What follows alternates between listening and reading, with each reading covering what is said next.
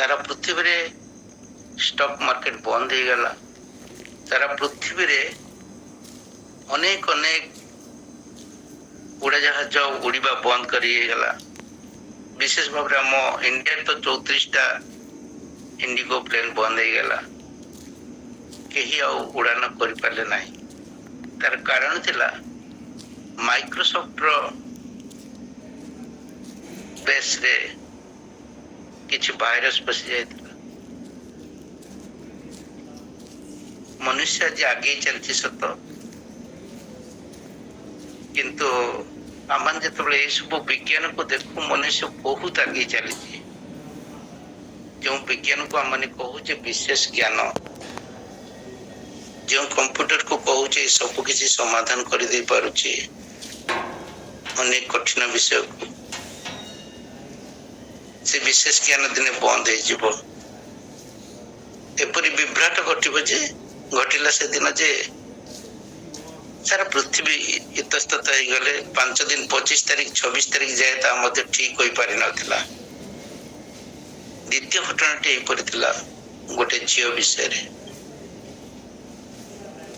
बहुत 40 वर्ष तल कथा। गोटे झील कॉलेज रे पढ़ुता है फाइनल ईयर। बहुत सुंदर देखा कॉलेज रो क्वीन थाए।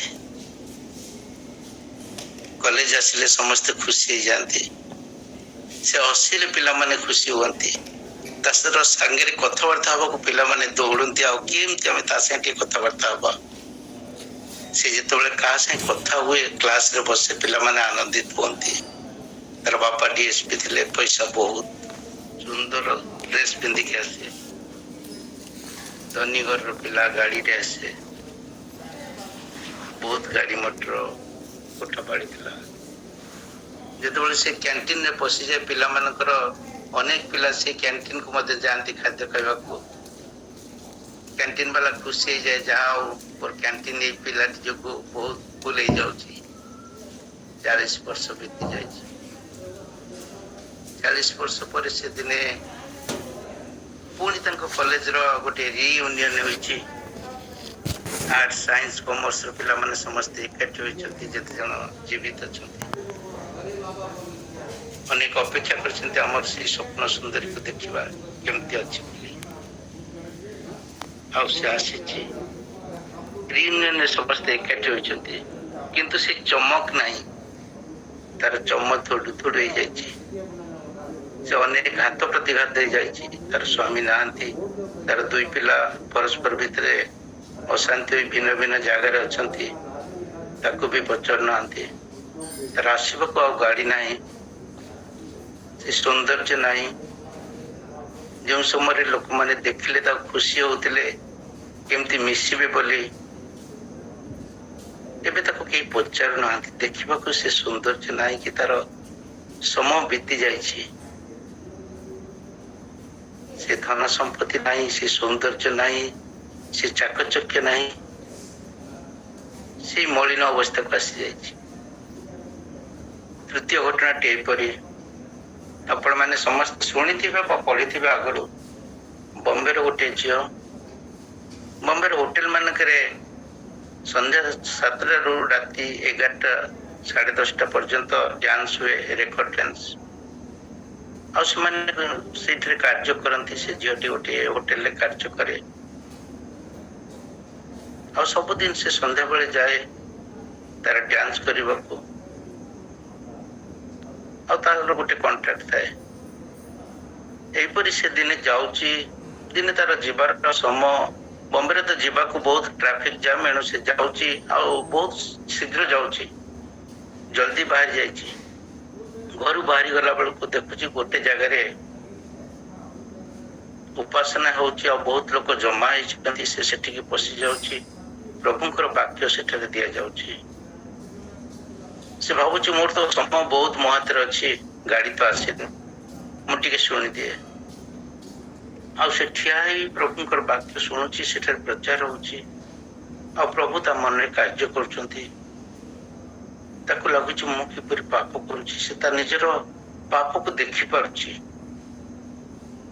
आ से प्रचारक पाखु जाउची जे प्रचार करथिले। ମତେ ଆଜି ଆପଣଙ୍କର ବାକ୍ୟ ବହୁତ ଭଲ ଲାଗିଲା।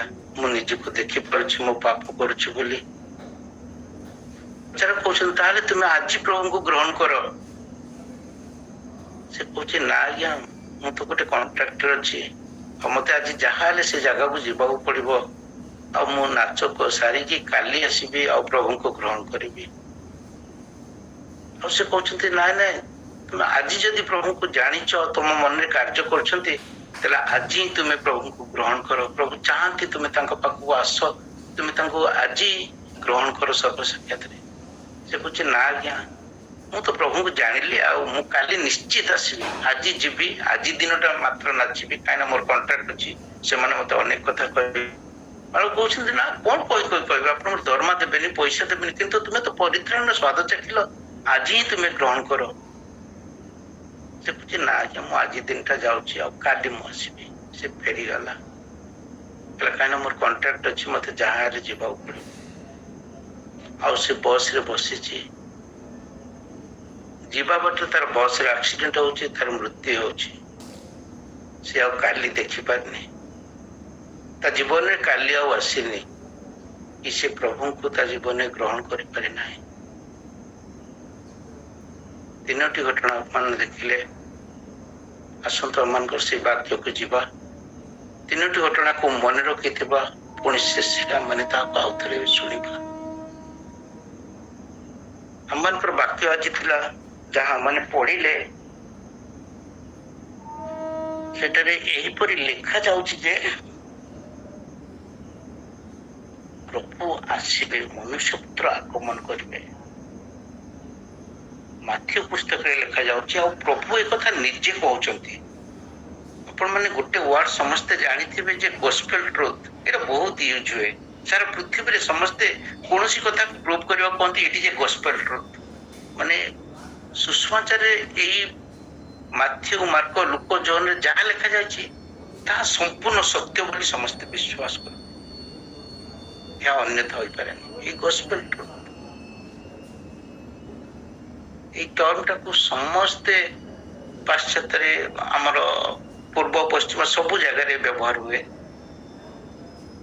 ଆଉ ଆମେ ଏଠି ଦେଖୁଛେ ପ୍ରଭୁ ଯୀଶୁ ନିଜେ କହୁଛନ୍ତି, ମନୁଷ୍ୟ ପୁତ୍ର ଯେତେବେଳେ ସମସ୍ତ ଦୂତଙ୍କ ସହିତ ସ୍ୱମହିମାରେ ଆଗମନ କରିବେ, ସେତେବେଳେ ସେ ଆପଣା ଗୌରମ ସିଂହାସନରେ ଉପବେଶନ କରିବେ। ତାମାନେ ପ୍ରଭୁ ଆସୁଛନ୍ତି, ଆଉ ଥରେ ଆସିବେ, ଆଉ ଆମମାନଙ୍କର ବିଚାର କରିବେ। ବିଚାର ସୁନିଶ୍ଚିତ। ଆମମାନେ ସବୁଦିନ ଶୁଣୁଛି ଆଶୀର୍ବାଦ ପାଇବା, ଅନୁଗ୍ରହ ପାଇବା। ଆମମାନଙ୍କ ମନ ଖୁସି ହଉଛି, ଆନନ୍ଦିତ ହଉଛି, ଭରସାରେ ଭରି ଯାଉଛି। ତା ଆଗକୁ କଣ ଅଛି? ତା ଆଗକୁ ବିଚାର ଅଛି, ଆଉ ବିଚାର ସୁନିଶ୍ଚିତ। ଆମେ ଯୋଉମାନେ ମରିବା, ଯୋଉମାନେ ଜୀବିତ ଥିବା, ପ୍ରଭୁ ଯେତେବେଳେ ଆସିବେ ଆମ ସମସ୍ତଙ୍କର ବିଚାର, ଆଉ ତାହା ହଉଛି ଅନନ୍ତ ବିଚାର।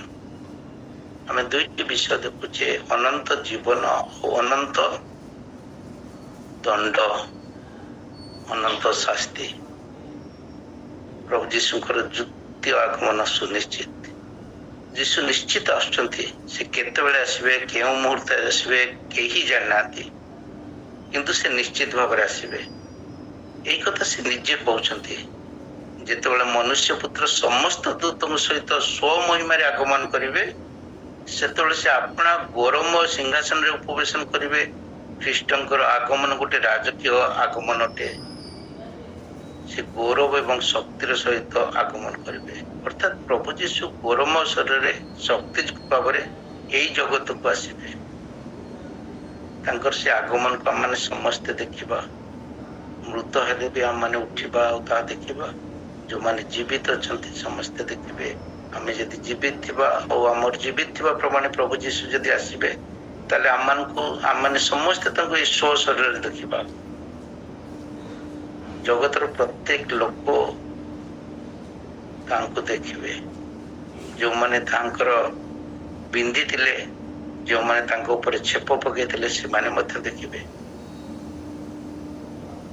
ଯେହେତୁ ସେ ସ୍ୱମହିମାରେ ଦୂତ ମାନଙ୍କ ସହିତ ଆଗମନ କରୁଛନ୍ତି, ପ୍ରଥମ ଆଗମନରେ ଯେତେବେଳେ ପ୍ରଭୁ ଯୀଶୁ ଆସିଥିଲେ, ସେ ଏକ କୁମାରୀ ଗର୍ଭରେ ଜନ୍ମ ହେଲେ, ଗୁହାଳ କୁଣ୍ଡରେ ଶୋଇଲେ।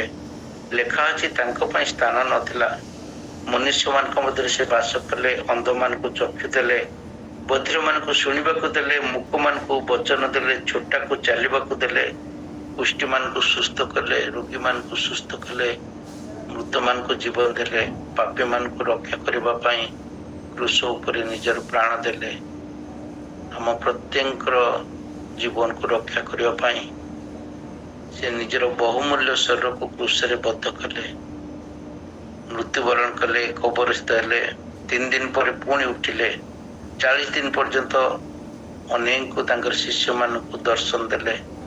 ତାପରେ ସେ ସ୍ୱ ଶରୀରରେ ସ୍ୱର୍ଗାରୋହଣ କରୁଛନ୍ତି। ପ୍ରେରିତ 1:11 ପଦରେ ଲେଖାଯାଏ, ସେ ଯେପରି ସ୍ୱର୍ଗାରୋହଣ କଲେ ସେହିପରି ସେ ଆଗମନ କରିବେ।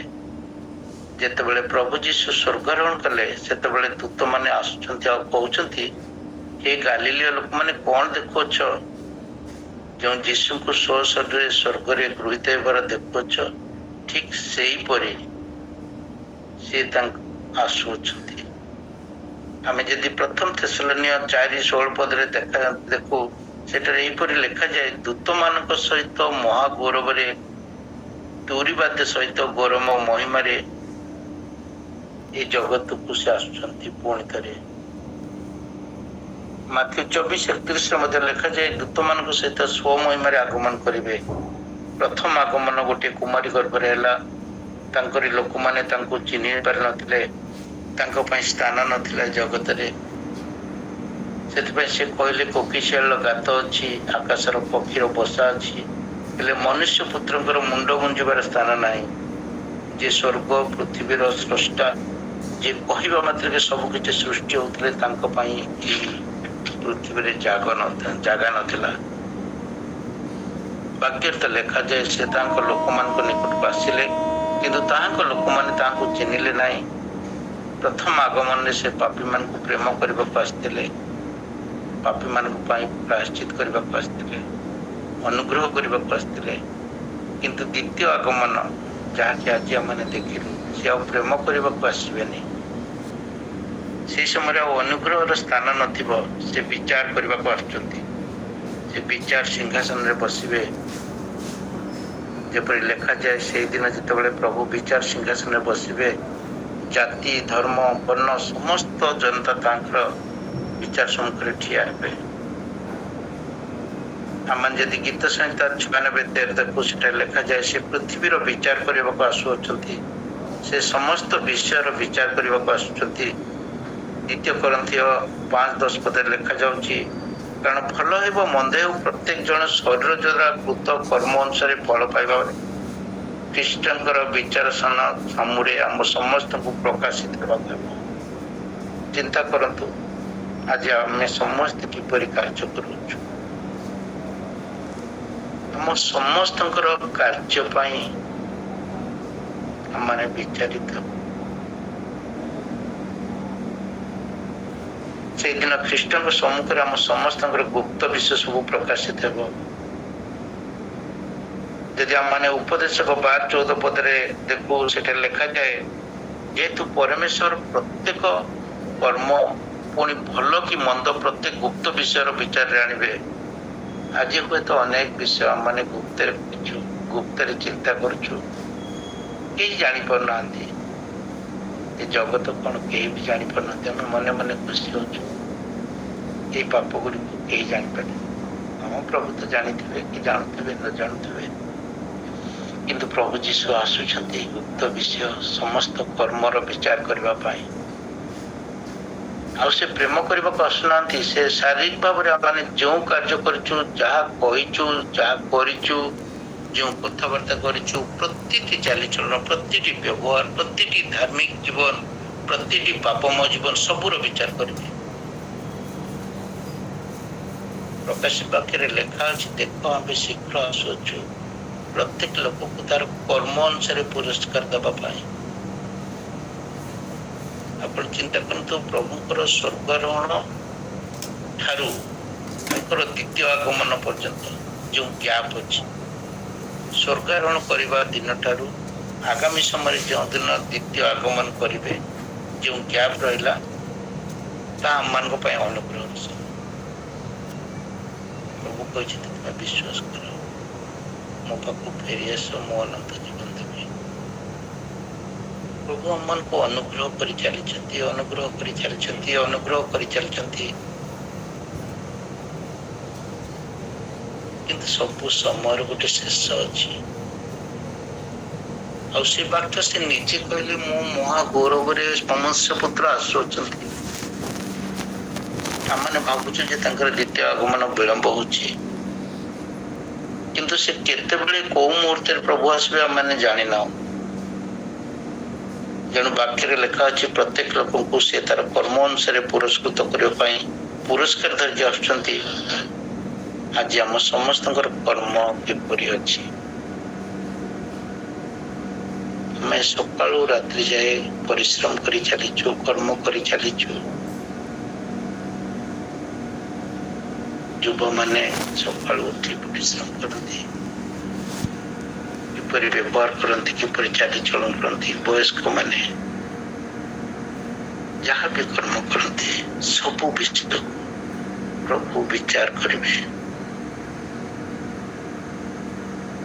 ପ୍ରଥମ କରିନ୍ଥୀୟ 3:13 ଲେଖାଯାଏ, ପ୍ରତ୍ୟେକ ଜଣର କର୍ମ କି ପ୍ରକାର ପ୍ରକାଶ ପାଇବ।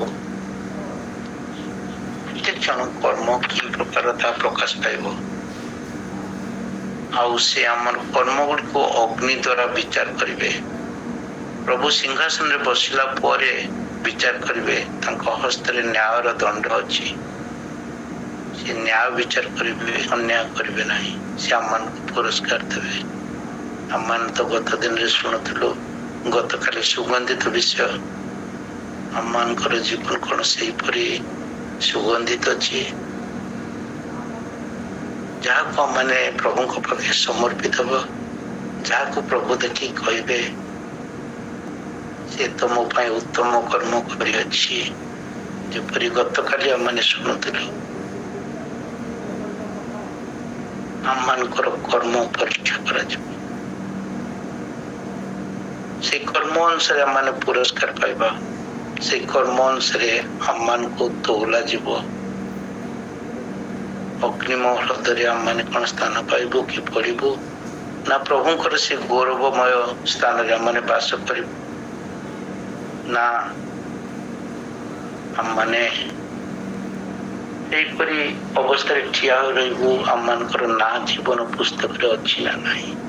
ଆମମାନଙ୍କର ଯଦି ପ୍ରକାଶିତ 20:11-13 ଦେଖାଯାଏ, ସେଠାରେ ଏହିପରି ଲେଖାଯାଉଛି। ପ୍ରକାଶିତ ବାକ୍ୟ 20 ପର୍ବ 11-13 ଯାଏ ପଢିବା ଟିକେ।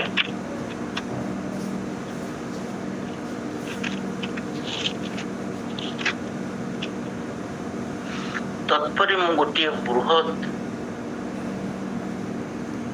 ଶ୍ଵେତବର୍ଣ୍ଣ ସିଂହାସନ ଓ ତଦୁପବିଷ୍ଟ ବ୍ୟକ୍ତିଙ୍କୁ ଦର୍ଶନ କଲି। ତାହାଙ୍କ ସମ୍ମୁଖରୁ ପୃଥିବୀ ଓ ଆକାଶ ମଣ୍ଡଳ ପଳାୟନ କଲା। ସେମାନଙ୍କ ନିମନ୍ତେ ଆଉ ସ୍ଥାନ ମିଳିଲା ନାହିଁ।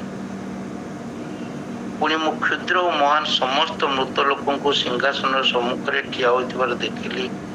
ଆଉ ପୁସ୍ତକ ସବୁ ଫିଟାଗଲା। ପରେ ଜୀବନ ପୁସ୍ତକ ନାମକ ଆଉ ଗୋଟିଏ ପୁସ୍ତକ ଫିଟାଗଲା। ସେଇ ପୁସ୍ତକ ମାନଙ୍କରେ ଲିଖିତ ବିଷୟ ପ୍ରମାଣେ ମୃତମାନେ ଆପଣା ଆପଣା କର୍ମାନୁସାରେ ବିଚାରିତ ହେଲେ। ମୃତମାନେ ଆପଣା ଆପଣା କର୍ମାନୁସାରେ ବିଚାରିତ ହେଲେ। ବିଚାରର ସମୟ ଆସୁଅଛି। ଆମ ସାମ୍ନାରେ ଦୁଇଟି ଆଶ୍ଚର୍ଯ୍ୟ ଜିନିଷ ଥୁଆ ହେଇଛି, ଯାହା ଆମେ ଦେଖିନାହୁଁ।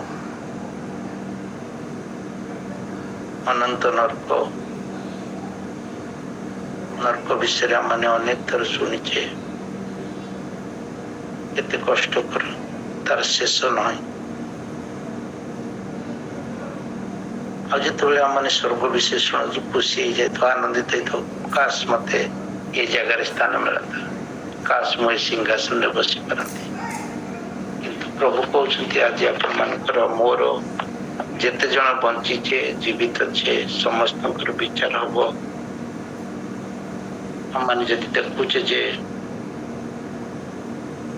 ଦୁଇଟି ପୁସ୍ତକ ଅଛି, ଜୀବନ ପୁସ୍ତକ ଆଉ ଗୋଟିଏ ପୁସ୍ତକ ଯେପରି ମଲାଖିରେ ଲେଖାଯାଇଛି 3:16 ଆଉ ଏକ ପୁସ୍ତକ ବିଷୟରେ ଲେଖା ଅଛି। ସେଠାରେ ଲେଖା ଅଛି ଯେଉଁମାନେ ସଦାପ୍ରଭୁଙ୍କୁ ଭୟ କଲେ ସେମାନଙ୍କ ଆରେକ ସଙ୍ଗେ କଥାବାର୍ତ୍ତା କଲେ ଆଉ ସଦାପ୍ରଭୁ ମନୋଯୋଗ କରି ତାହା ଶୁଣିଲେ ଓ ଯେଉଁମାନେ ସଦାପ୍ରଭୁଙ୍କୁ ଭୟ କଲେ ଓ ତାହାଙ୍କ ନାମ ଧ୍ୟାନ କଲେ ସେମାନଙ୍କ ନିମନ୍ତେ ଏକ ସ୍ମରଣାର୍ଥକ ପୁସ୍ତକ ତାହାଙ୍କ ଛାମୁରେ ଲେଖାଗଲା।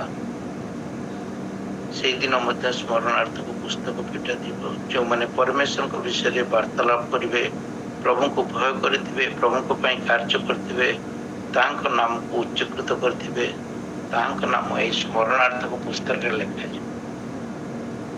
ଆଜି ଆମେ ଯେତେ ସବୁ କର୍ମ କରୁଛୁ, ଗୁପ୍ତରେ ହଉ ପ୍ରକାଶରେ ହଉ, ଏସବୁ ବିଷୟ ସ୍ମରଣାର୍ଥକ ପୁସ୍ତକରେ ଲେଖାଯାଉଛି।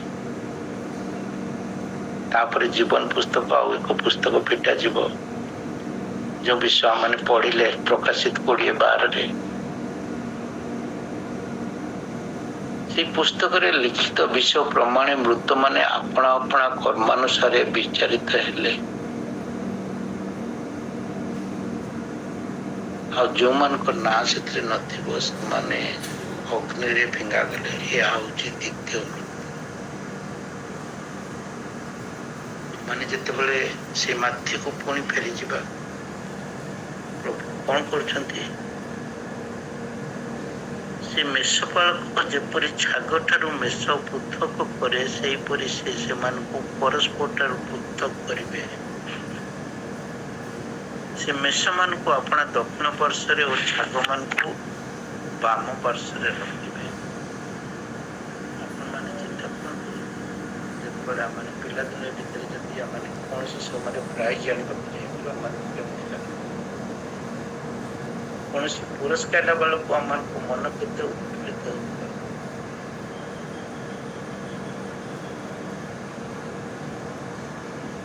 ଆମମାନେ ଦୌଡୁଅଛୁ କିନ୍ତୁ ଶୂନ୍ୟକୁ ଆଘାତ କଲା ପରି ନୁହେଁ।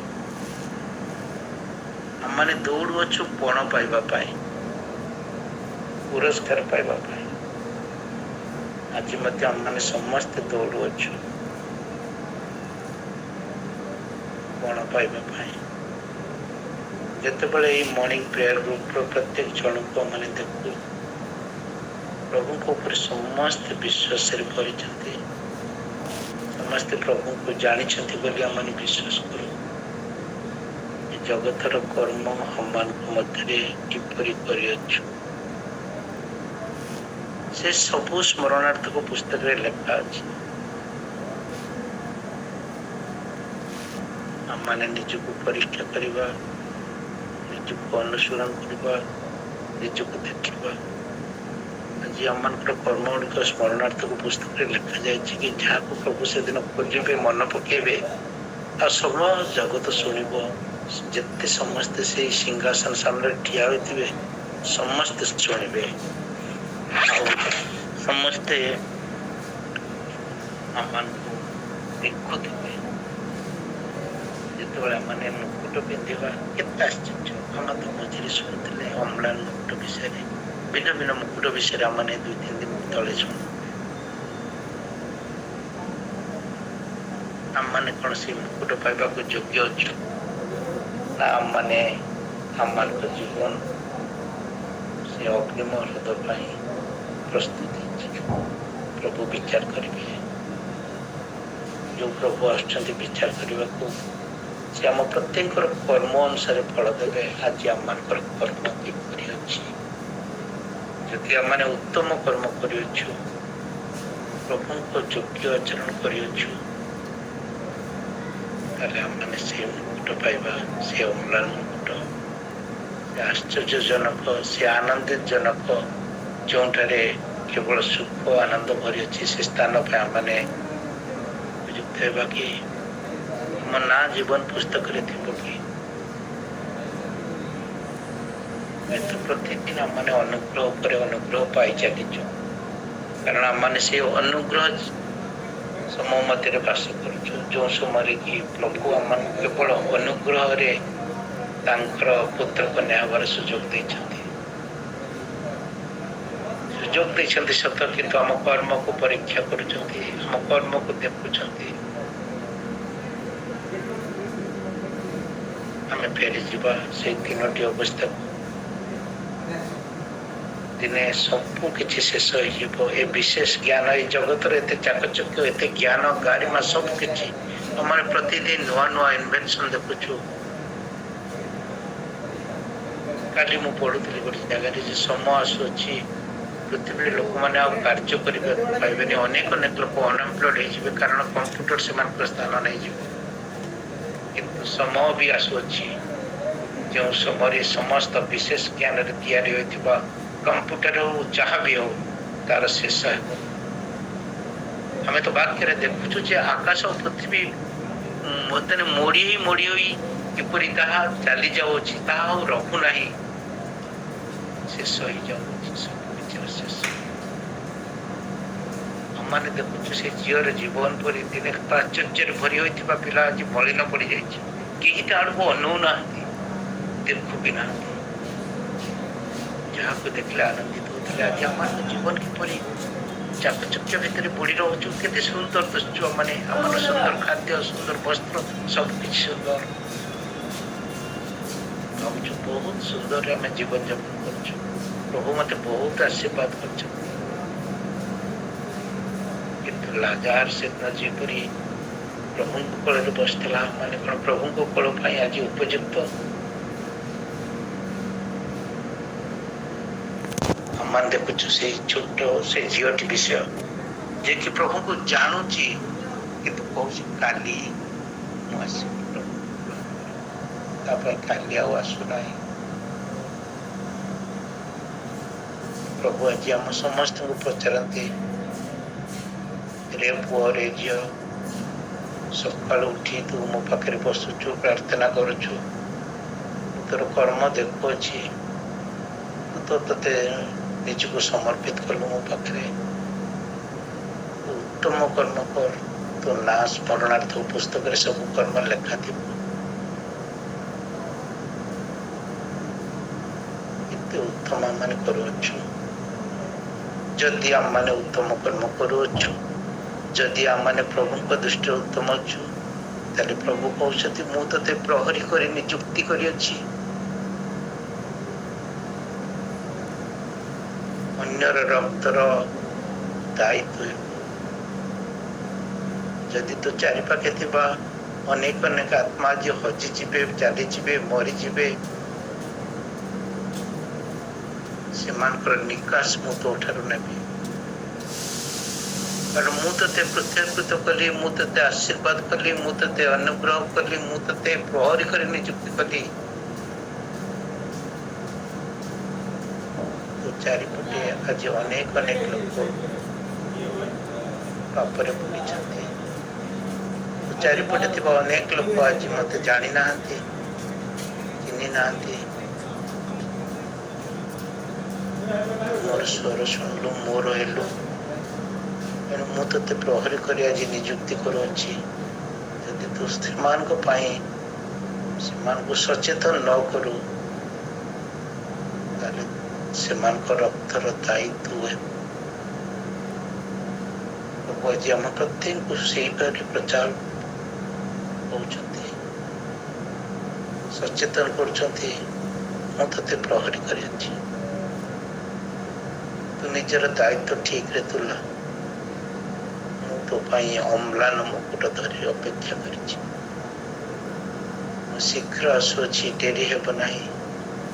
ହୁଏତ ତୁ ଭାବୁଥିବୁ ଡେରି ହଉଛି ବୋଲି, କାରଣ କେଉଁ ଦଣ୍ଡରେ କେଉଁ ସମୟରେ ମୁଁ ଆସିବି ତୁ ଜାଣୁନା, କେହି ବି ଜାଣନ୍ତି ନାହିଁ, କେବଳ ପିତା ଜାଣନ୍ତି।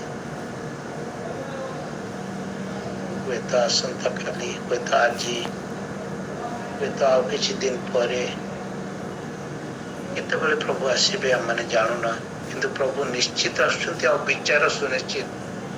ମୁଁ ଆପଣଙ୍କୁ ମୋ ଜୀବନ ଗୋଟେ ଛୋଟ ଘଟଣା କହୁଥିଲି, ଆଗରୁ କହିଛି ମଧ୍ୟ।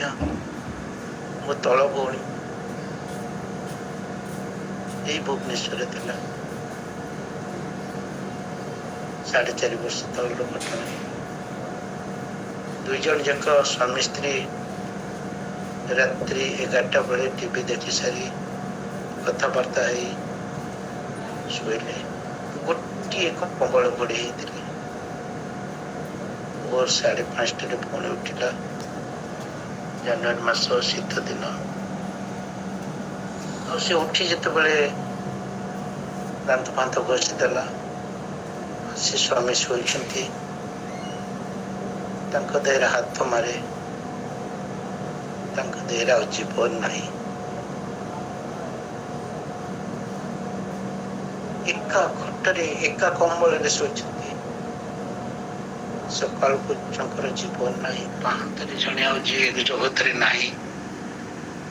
ବାକ୍ୟ କୁହେ ଜଣକୁ ଗ୍ରହଣ କରାଯିବ, ଆଉ ଜଣେ ରହିଯିବ। ସେ ସମୟ ଶୀଘ୍ର ଆସୁଅଛି। ଆମମାନେ ଜାଣିପାରିବୁ ନାହିଁ କେତେବେଳେ ଆମମାନଙ୍କ ସାଥିରେ ଥିବା ଅନ୍ୟମାନେ ଚାଲିଯିବେ। ଆମମାନେ ଠିଆ ହେଇ ରହିଥିବୁ, ଖୋଜିଲେ ପାଇବୁନି।